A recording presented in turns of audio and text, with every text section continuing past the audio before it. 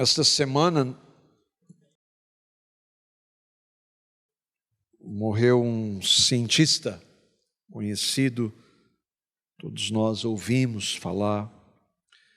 Às vezes nós erramos em alguns pontos. A palavra diz que Deus não tem prazer na morte do ímpio. Nós não temos prazer na morte do ímpio, não podemos ter se Deus não tem. Mas nós podemos usar essa situação para falar de Cristo, porque foi alguém que falou contra a palavra, contra o Deus da Bíblia. E eu até indiquei um estudo para alguns irmãos nos grupos, nas casas, só como introdução isso, de um irmão que chama John Lennox. Ele é um cientista. E aqueles que podem, se você puder depois, procure no YouTube. John Lennox analisa o livro de Stephen Hawking. Foi bastante edificante para mim ouvir. Eu acho que tá bem enfático aí ou não? Está bem destacado? Eu quero fazer a obra de Deus. Você consegue entender? Eu quero fazer a obra de Deus. Nós estamos retomando, e nós vamos entender o porquê dessa frase, não é minha, ainda que muitas vezes eu haja dessa forma. Nós estamos retomando o estudo de João, o Evangelho de João, e como há algumas informações históricas, é importante que nós revisemos alguns pontos.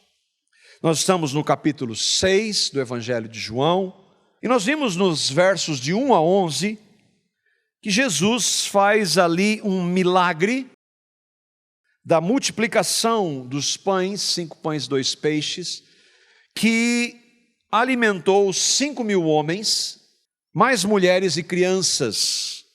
Nós cremos que este milagre foi literal. Para o Deus que criou o mundo, o universo, pela sua palavra, isso é café pequeno.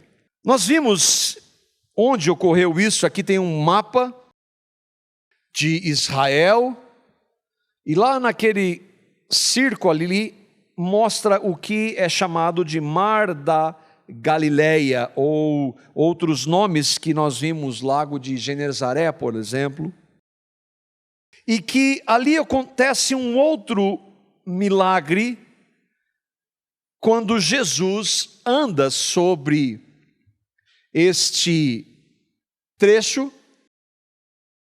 no Mar da Galileia, anda sobre as águas.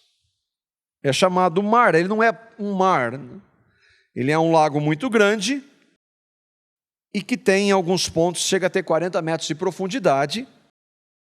E Jesus provavelmente tem andado, ele foi a pé andando 5 quilômetros sobre as águas. É literal? Sem dúvida. Por Deus que criou o universo pela sua palavra, isso não é nada. Por que eu estou enfatizando a literalidade desses textos? Porque eu tenho pedido ao Senhor paciência e domínio próprio e misericórdia, mas às vezes é difícil, porque há liberais no meio da igreja, que negam a historicidade de relatos como esse, negam, por exemplo, o texto que nós lemos de Gênesis capítulo 1, a historicidade, a literalidade dos 6 dias da criação, que negam Adão e Eva. Adão e Eva é um símbolo da humanidade. Não houve um homem chamado Adão e uma mulher chamada Eva. Você acredita nisso? Aí vai me dizer que você acredita então que tem uma serpente falando. Aí é para acabar. Que Satanás fala com uma mulher por meio de uma serpente. Pessoas que se dizem cristãs que negam o dilúvio, não, o dilúvio não foi universal, foi uma chuva lá que deu e encheu aquele lugar, que nem tem enchentes em algumas cidades, não foi universal. Negam os sinais do Egito. Em essência, assim, Gênesis de 1, capítulo 1, versículo 1, até Gênesis 12, ali é tudo metáfora. Tem muita gente, pastor inclusive, que diz isso. Nós estamos dizendo isso porque nós cremos nisso. Por que cristãos professos negam isso? Porque eles dão mais crédito à ciência com seus intelectuais incrédulos, blasfemos. Porque eles querem ter crédito na academia. Então, não, você vai dizer que você acredita nisso. Aí, em nome da boa fama, no meio da intelectualidade, não é bem assim. Mas nós cremos nisso. Porque a palavra de Deus, literal, qualquer pessoa, eu brinco até que o Davi daqui, o meu filho que está com 2 meses, daqui 1 ano e meio, 2 anos, a gente lê aquilo lá, ele vai entender aquilo.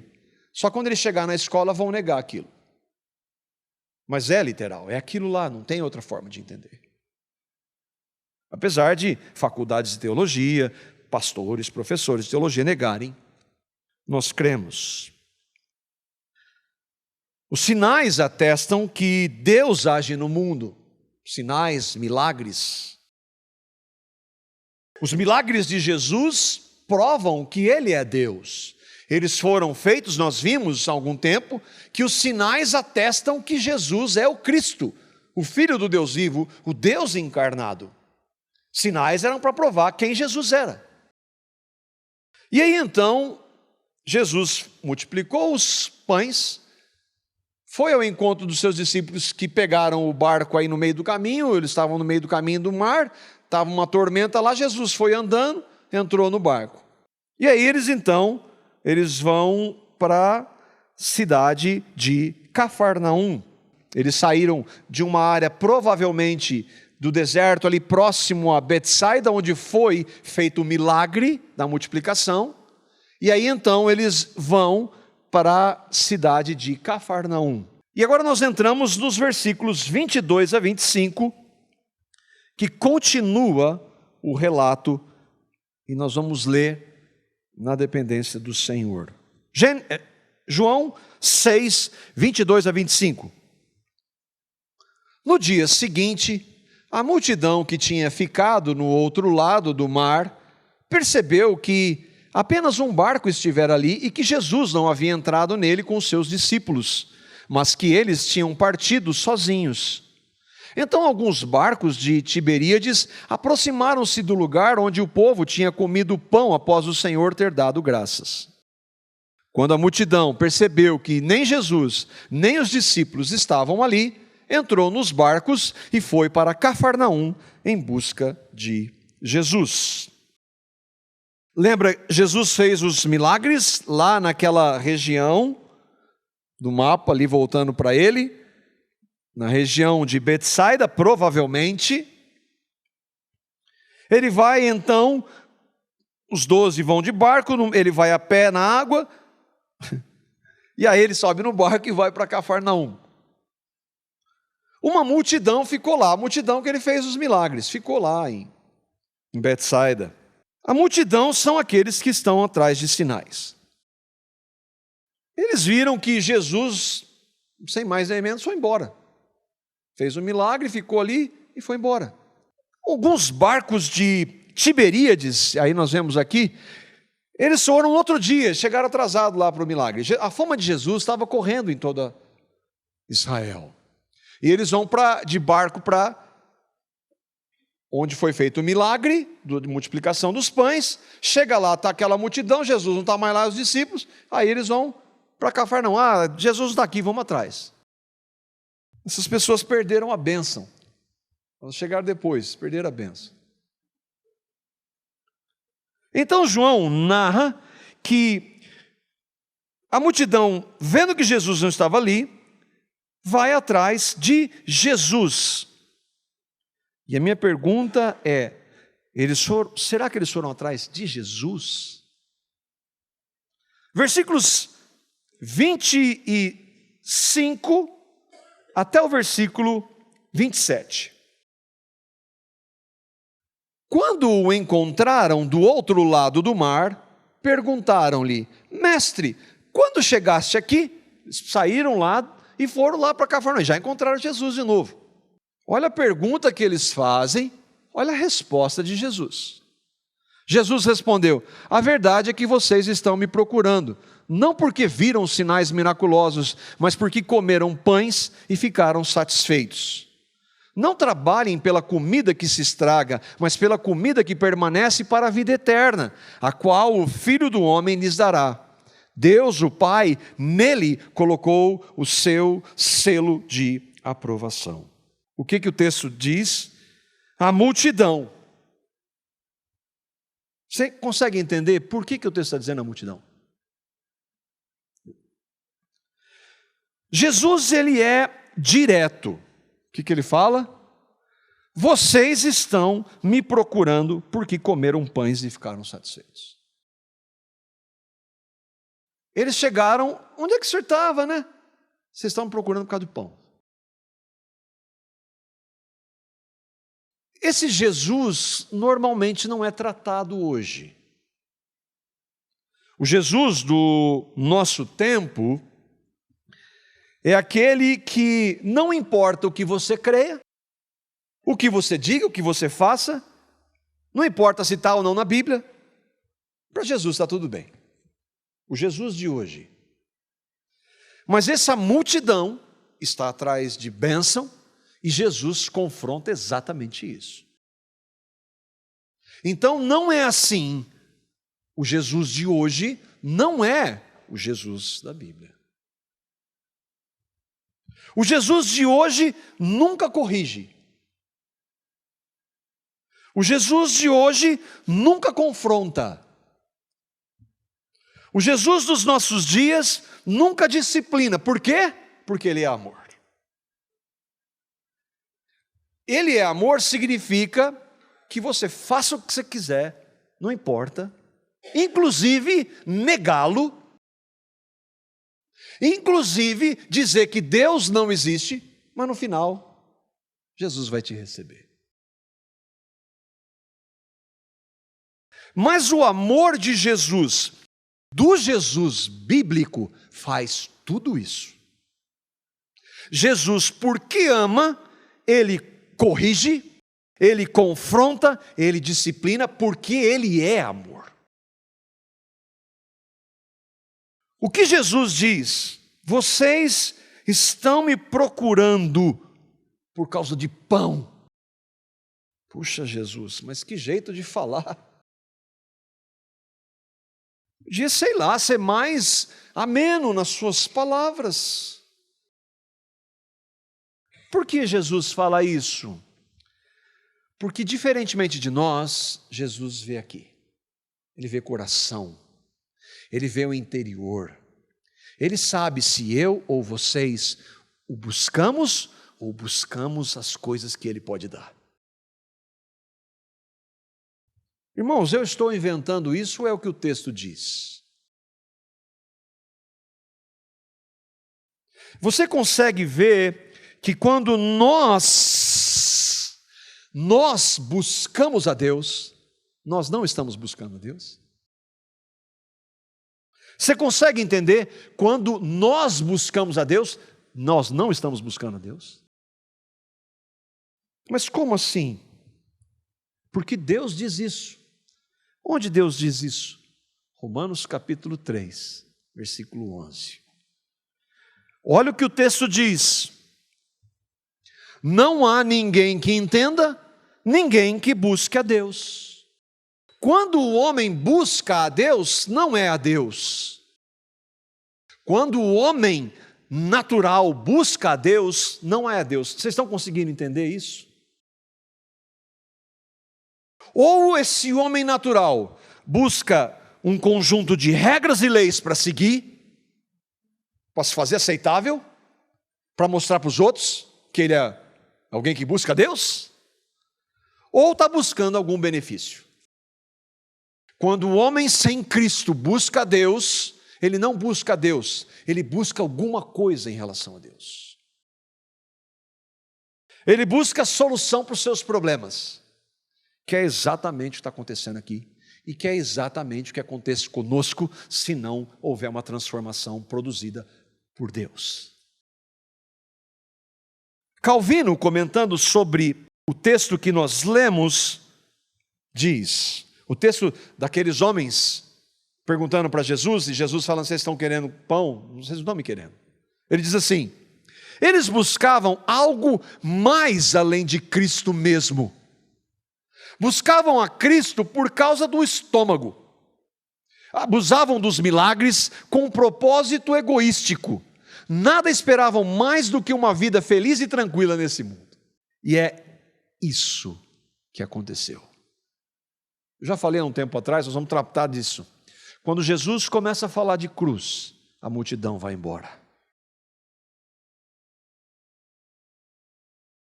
Quando o mundo busca a Deus, é assim. Ah, mas aquela pessoa é sincera, ela está buscando a Deus, ela creu em Cristo, foi convertida? Sim. Então tá. Não busca a Deus. Está na religião, mas está buscando com todas as forças. Ela não conhece a Jesus, então ela não está buscando a Deus. Não há ninguém que busque a Deus. Então, se eu e você buscamos a Deus hoje de verdade, alguém fez alguma coisa para mudar isso. Quem fez? Deus fez. Porque se Ele não fizer, ninguém vai buscar. Mas irmãos, e aí é um ponto, porque aquelas pessoas estavam buscando as coisas de Jesus e não a Jesus. Será que nós, que de verdade cremos, estamos buscando a Cristo? Essa é uma pergunta para você, se você crê. Você está buscando o quê? Você está buscando o quê? A Cristo ou alguma coisa que Ele possa oferecer?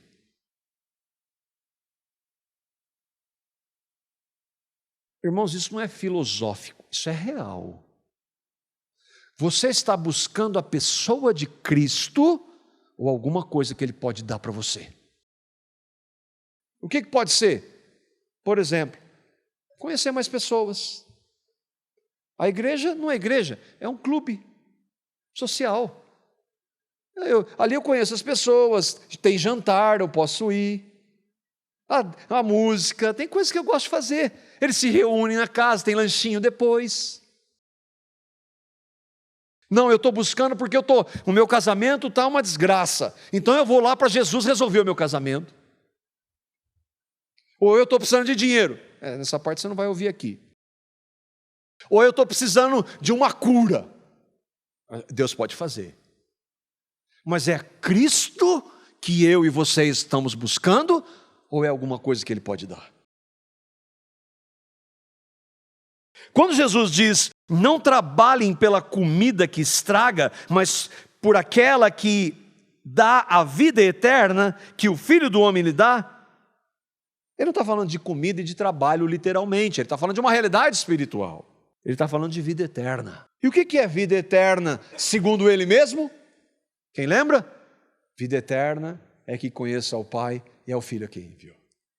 Vida eterna é conhecer a Cristo. É um relacionamento pessoal. Quando Jesus diz também, Deus o Pai, nele colocou o seu selo de aprovação, o texto não diz isso? Jesus está falando que quem vai dar a vida eterna é Ele, o Filho do Homem é Ele. Deus o Pai colocou nele quem? Nele Cristo, o seu selo de aprovação. O que isso significa? A ideia do selo. O selo está dizendo, isso é meu, sou eu aqui. O selo, quando era usado aquele selo, que era uma marca, representava a pessoa. E Jesus é o selo de aprovação de Deus. E aí, por isso que nós temos enfatizado, Cristo é o centro. Não é uma teologia. Não é uma teologia. É Cristo. Eu estava meditando em alguns textos. Eu queria ver alguns com vocês, para ver se a Bíblia diz exatamente isso. Eu vou ler os textos, 1 Coríntios 1, 24, Colossenses 1, 15, 16, 17, 18 e 20, Colossenses 2, de 3 e 9. Vê se é ou não. Cristo é o poder de Deus e sabedoria de Deus. Cristo é a imagem do Deus invisível, o primogênito de toda a criação. Em Cristo foram criadas todas as coisas, nos céus e na terra, as visíveis e as invisíveis, sejam tronos, soberanias, poderes ou autoridades, todas as coisas foram criadas por Cristo e para Cristo. Cristo é antes de todas as coisas e em Cristo tudo subsiste. Cristo é o cabeça do corpo, que é a igreja. Cristo é o princípio e o primogênito dentre os mortos, para que em tudo Cristo tenha a supremacia. Cristo reconciliou com Deus Pai todas as coisas, tanto as que estão na terra quanto as que estão no céu. Ele, Cristo, estabeleceu a paz pelo seu sangue derramado na cruz. É ou não Cristo? É Ele o centro ou não? O mistério de Deus é Cristo. Em Cristo estão escondidos todos os tesouros da sabedoria e do conhecimento. Em Cristo habita corporalmente toda a plenitude da divindade. É ou não Cristo? É Cristo e não as suas leis. É Cristo e não o seu livro. É Cristo e não o que Ele pode dar ou o que Ele pode fazer. É Cristo. Nós somos chamados a andar em Cristo, a buscar a Cristo, num relacionamento pessoal com Ele. É claro que tem as suas leis, a sua palavra, nós só podemos conhecer esse Cristo por meio da sua palavra, mas a palavra não é um fim em si mesmo, a Bíblia não é um fim em si mesmo. Você consegue entender isso? É Cristo. Você consegue então ver que Jesus não veio para solucionar os seus problemas na terra? Você consegue ver isso? Como aquelas pessoas, a multidão sempre busca isso. Jesus não veio solucionar os seus problemas. Jesus não veio dar comida. Jesus não veio dar dinheiro. Jesus não veio curar. Jesus não veio restaurar o seu casamento. Jesus não veio das vitórias que esse mundo promete. Ele pode fazer isso? Pode.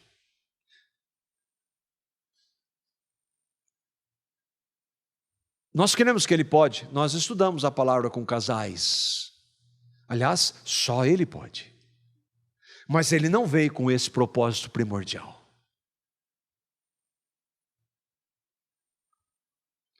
Cristo pode fazer isso se for a sua vontade? Sim. Mas, tem que ter o mais. Mas e se Ele não fizer? Se Ele não resolver os seus problemas? Ou é garantia que Ele resolve? E se Ele não der a comida que você quer?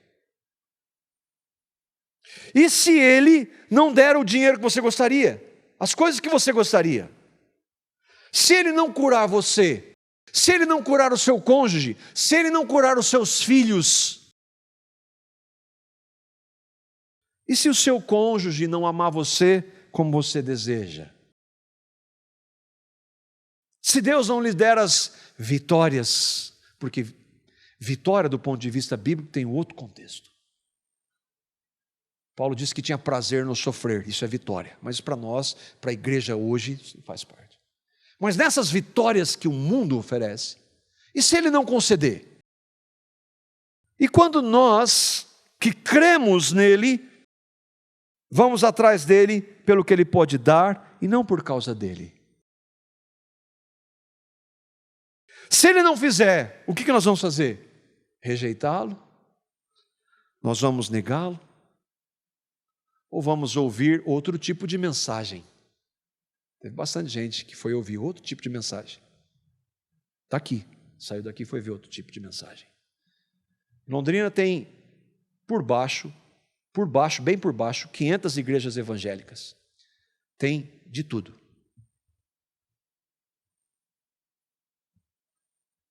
Eu vou ouvir alguma coisa, meu ouvido tem coceira, eu vou ouvir. Sabe o que é isso? Coceira nos ouvidos? Depois pega uma chave bíblica e vai ver. Agora, do meu lado e do seu lado,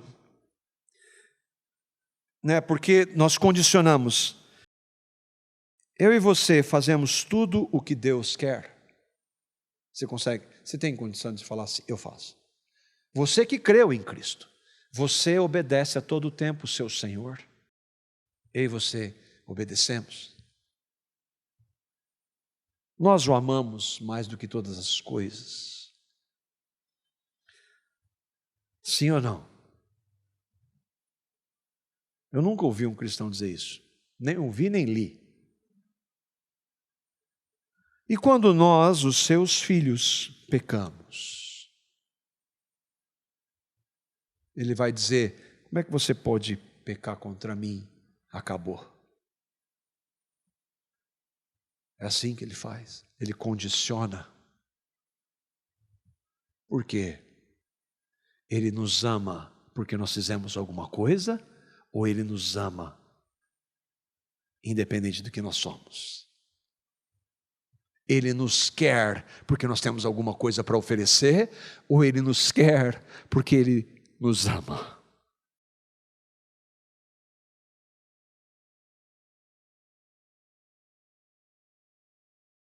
Ele condiciona o seu amor por nós, os seus filhos.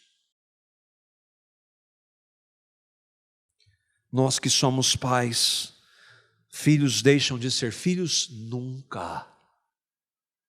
Filho é filho para sempre. E os filhos do Pai Celestial. Ele nos abandona? Ele nos condena?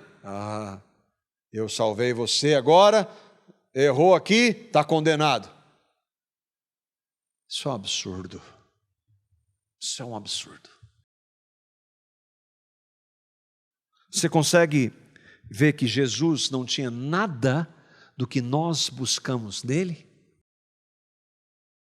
Ele não tinha nada do que nós buscamos nele.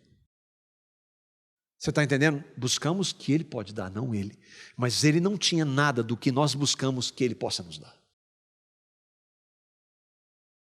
Você vê que em Cristo há um outro chamado para mim, para você, se cremos.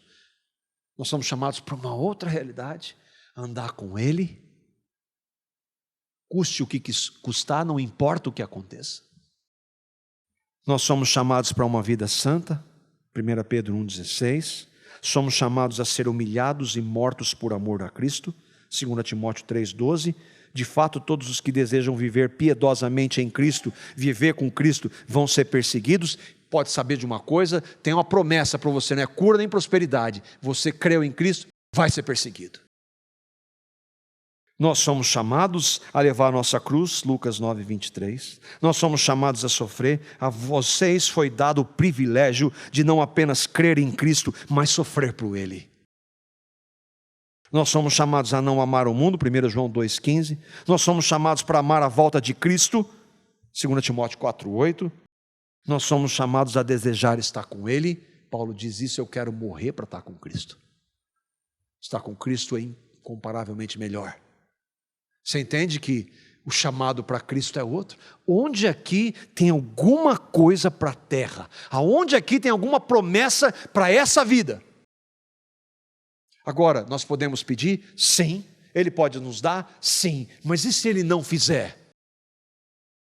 Quem nós estamos buscando? Cristo? Ou as coisas que Ele pode nos dar?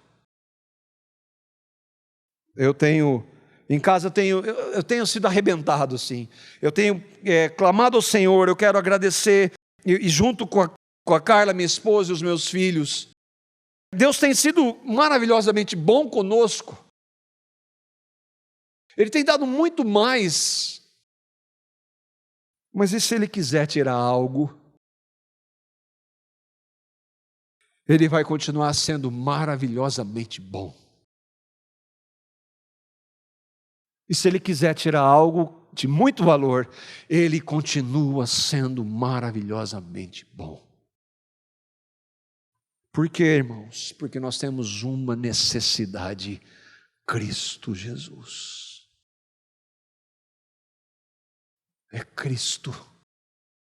Versículo 28 do capítulo 6, lá de João. Jesus, a multidão vai atrás de Jesus por causa do pão.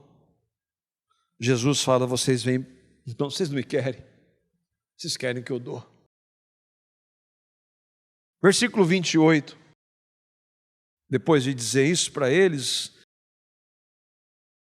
dirigiram-se, pois, a ele, perguntando: que faremos para realizar as obras de Deus?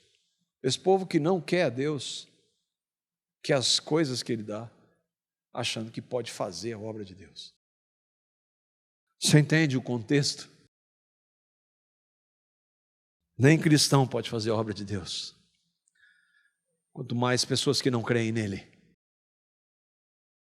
Por que então a multidão busca o que Deus pode dar, mas não a Deus?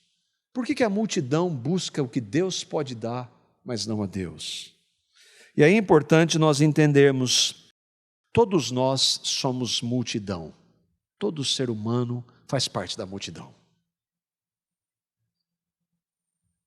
Nós nascemos em pecado.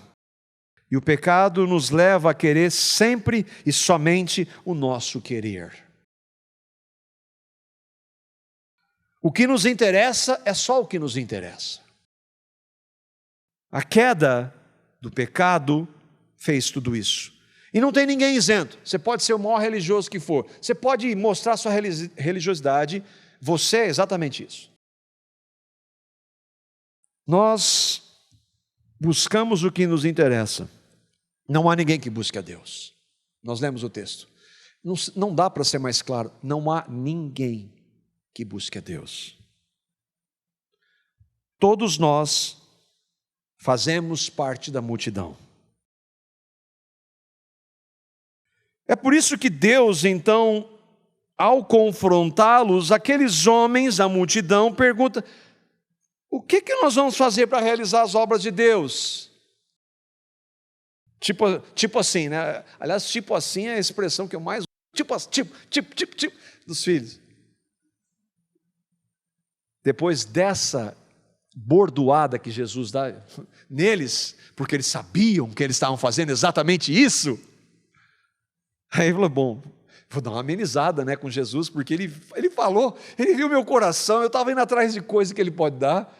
Senhor, então, o que eu vou fazer então? Eu vou fazer as obras de Deus então. Eles viram o seu interesse, que não era na pessoa de Cristo, mas no que Cristo pode dar. Mesmo um ímpio percebe isso. As pessoas têm coisas que me interessam. Nossos relacionamentos são pautados nisso, a não ser que Cristo mude. Então eles fazem uma pergunta que é absurda: o que faremos para realizar as obras de Deus? Preciso explicar porque é absurda? Porque como alguém pode fazer a obra de Deus? O irmão Calvino, mais uma vez, Calvino também não era dentre os mais maleáveis, não. Primeiro perguntam o que devemos fazer, e em seguida, ao usarem as obras de Deus, não entendem o que dizem e falam sem qualquer objetivo definido, e assim manifestam a sua ignorância a respeito da graça de Deus. Não entendem nada. O que eu devo fazer então? Jesus, eu devo ser mais agradecido então, né? Porque o Senhor deu pão lá, então eu vou começar a agradecer mais. Ou então, eu não devo mais pensar em cura, em milagre, é isso?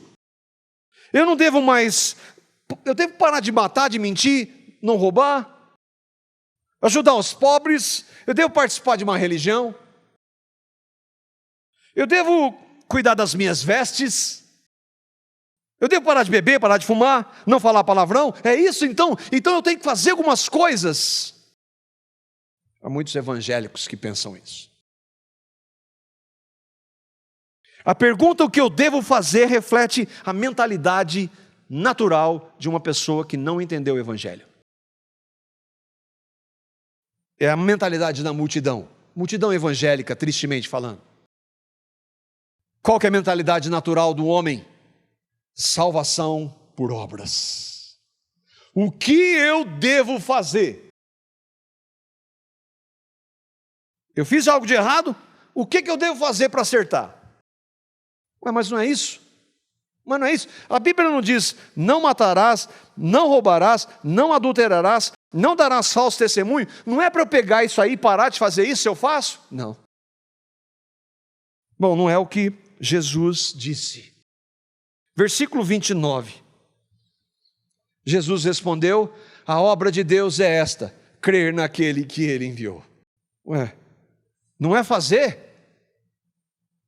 A obra de Deus, Jesus está falando, obra de Deus é crer naquele que Ele enviou. Jesus respondeu, a obra de Deus é esta, crer naquele que Ele enviou. Ele enviou, quem enviou? Deus Pai. Quem Ele enviou? Cristo. Mas, Jesus, como a obra? Porque Deus não fez tantos milagres e sinais, nós vemos isso em toda a Bíblia. Deus não fez no Velho Testamento milagres como os sinais no Egito, por meio dos profetas. Deus não fez milagres por meio de Jesus. Deus não fez milagres por meio dos apóstolos. Deus não fez tantas obras. Como é que Ele está dizendo a obra? Sim, Deus fez tudo isso. Mas esta obra é a maior obra que Deus pode realizar. Paulo chega a resumir o poder de Deus nessa obra. Romanos capítulo 1, versículo 16.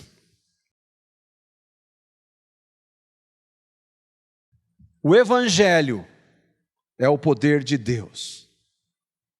Eu não tenho vergonha do Evangelho, porque o Evangelho é o poder de Deus para todo aquele que nele crê, primeiro do judeu, a multidão era judaica, depois do grego. A obra de Deus é o Evangelho. Uma pessoa pode ser ressuscitada fisicamente. Um milagre, uma obra de Deus, mas ela vai morrer. Se ela não crê no Evangelho, mesmo tendo ressuscitado uma vez, duas, três, Deus pode fazer quantas quiser. Se ela morrer sem o Evangelho, ela vai para o inferno. Lembram de um texto que nós vimos, da relação ali? Primeiro texto, 1 Coríntios 1, 24. Cristo é o poder de Deus. O Evangelho é o poder de Deus. Cristo é o poder de Deus. Todos os sinais que Deus fez nesse mundo, ainda que tenham sido, sim, literais, não metáforas, ainda que tenham sido inexplicáveis, sobrenaturais, não se comparam com o Evangelho. Todas essas obras vão passar, mas o Evangelho de Cristo produz frutos para a eternidade. Jesus falou que uma alma vale mais do que o mundo inteiro. Daqui 1 trilhão de anos, pessoas que estiverem no novo céus e na nova terra, vão estar lá por causa do Evangelho. Não vão estar lá por causa de milagres, de sinais, vão estar lá por causa da obra que Deus fez em Cristo, o Evangelho. Que obra é essa que Cristo realizou? Jesus não falou? A obra de Deus é crer naquele que Ele enviou. A obra de Deus é crer em Cristo. O que Jesus quer dizer? Crê naquele que Ele enviou. Não é isso o texto? O que Jesus quer dizer? Ele está falando do Evangelho. O que é o Evangelho? A Bíblia diz que eu e vocês, não importa se você nasceu numa religião, não importa, inclusive evangélica, eu e vocês nascemos em pecado. Em pecado nós somos concebidos. Por isso nós cometemos os inúmeros pecados que cometemos. Por causa dos nossos pecados nós estamos separados de Deus. A palavra diz que os nossos pecados fazem separação entre nós e o nosso Deus. Essa é a notícia a nosso respeito, a péssima notícia a nosso respeito. Você acha que é bom? Pare de pensar nisso, você não é bom. Eu não sou tão ruim, você é um pecador. Ah, mas eu nunca fiz tão coisa. Mas diante de Deus você é muito pecador, ou pecadora. Nasceu assim. Essa é uma péssima notícia, a meu e a seu respeito. Mas evangelho significa boa notícia. Deus amou pecadores que não queriam, que não buscavam, como nós vimos.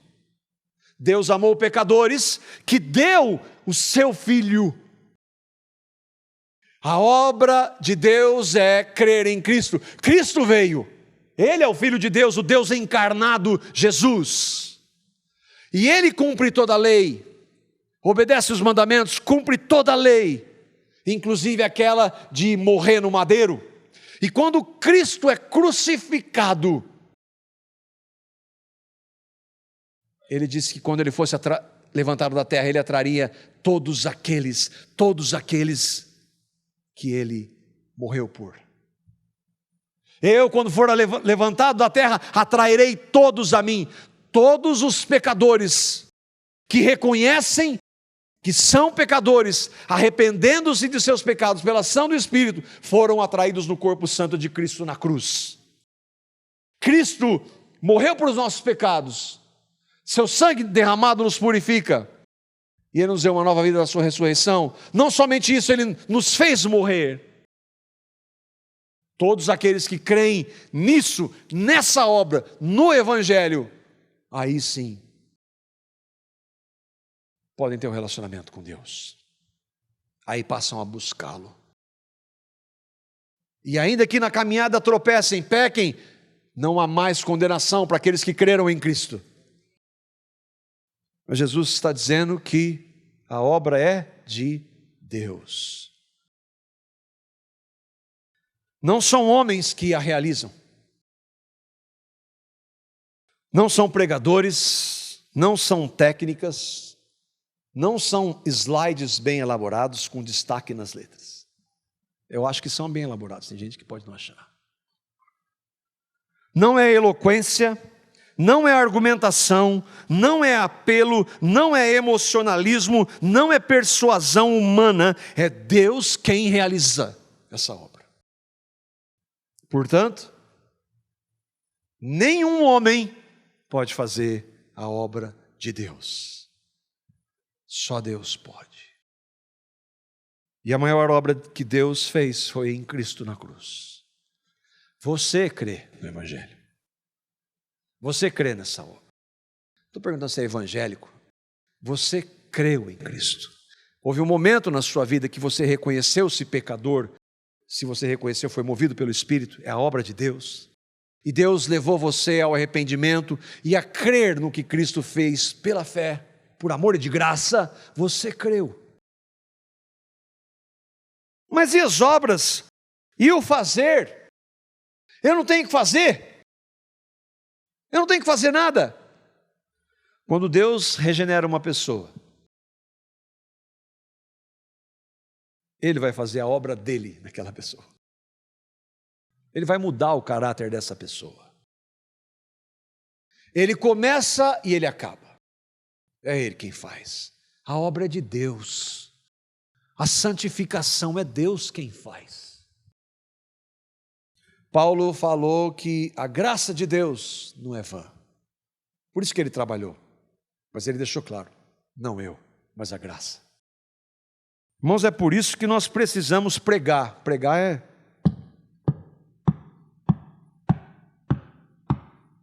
toda hora falar do Evangelho. Porque essa é a maior obra que Deus fez.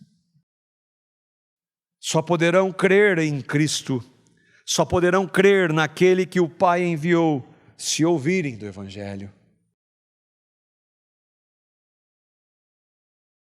As pessoas precisam ouvir o Evangelho da graça de Deus, que é o poder de Deus, Cristo Jesus. O que nós podemos, irmãos, aplicar e considerar? Primeiro é esse: você creu em Cristo, pregue o Evangelho. Não argumente teologia, não argumente soteriologia, pregue o Evangelho. Não diga regras, não fale de usos e costumes, não fale de escatologia, pregue o Evangelho, proclame a cruz de Cristo. Porque só assim uma pessoa pode crer. A fé vem pelo ouvir e ouvir da lei de Deus. A fé vem pelo ouvir e ouvir de regra. A fé vem pelo ouvir e ouvir da pregação de Cristo. Romanos 10:17. Do Evangelho.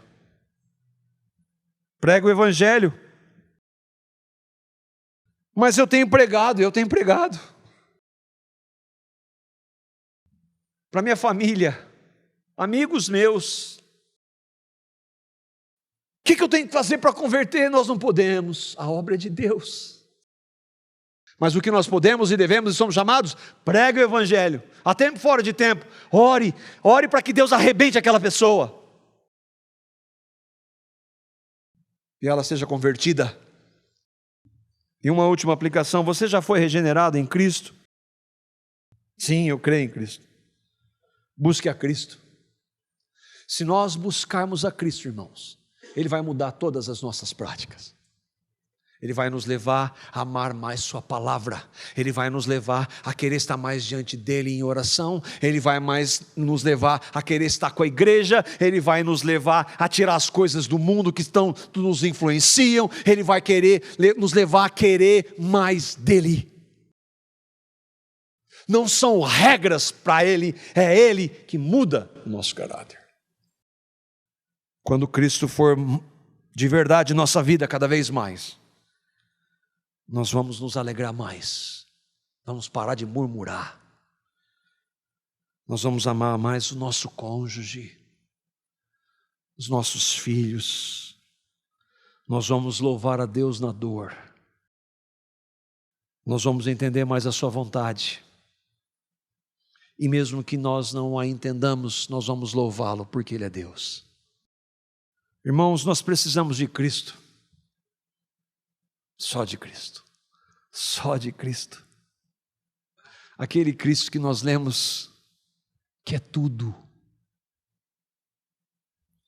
Que o Espírito Santo de Deus nos quebrante e nos leve a querer Cristo.